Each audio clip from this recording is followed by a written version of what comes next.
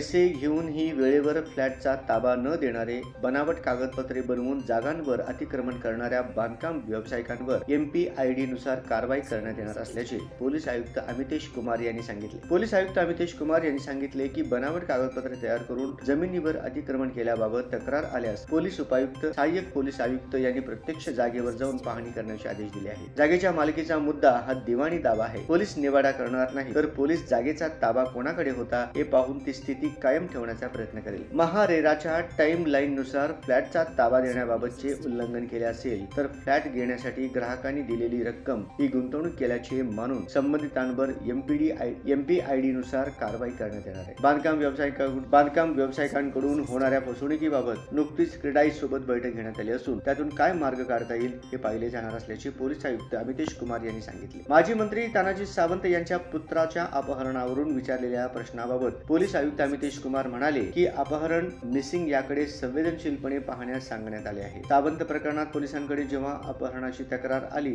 तेव्हा पोलीस तातडीने सतर्क झाले। तो अपहरणाचा प्रकार नव्हता हे नंतर पुढे आले, पण विमान भारताच्या हद्दीबाहेर गेले असते तर ते पुन्हा परत मागे आणणे अवघड गेले होते। मुलींच्या मिसिंग बाबत अनेकदा आपण स्वतः रस्त्यावर उतरून शोध घेतलाय। पोलिसांना कोणी वापरून घेऊ शकणार नाही। पोलीस ठाण्यात कोणी आका काका नाही। गुन्हा केला असेल तर त्याला कोणीही वाचवू शकत नाही। गेल्या वर्षभरात खेळाडू व्यतिरिक्त कोणालाही नवीन शस्त्र परवाने देण्यात आले नाही। गरजेशिवाय तसेच ज्यांचे गुन्हेगारी रेकॉर्ड आहे व ज्यांनी नूतनीकरण केले नाही अशा 300 जणांचे शस्त्र परवाने रद्द केले आहेत। याशिवाय 400 जणांना शो कॉज नोटीस देण्यात आले आहेत। पोलिसांना राजकीय गुंडांचा दबाव नाही तर दबाव आहे तो जनतेचा, असे पोलीस आयुक्तांनी सांगितले। शहरातील वातावरण चांगले असावे ही जनतेची अपेक्षा आहे। त्यांच्या विश्वासाला तडा जाऊ नये याचा दबाव पोलिसांवर आहे।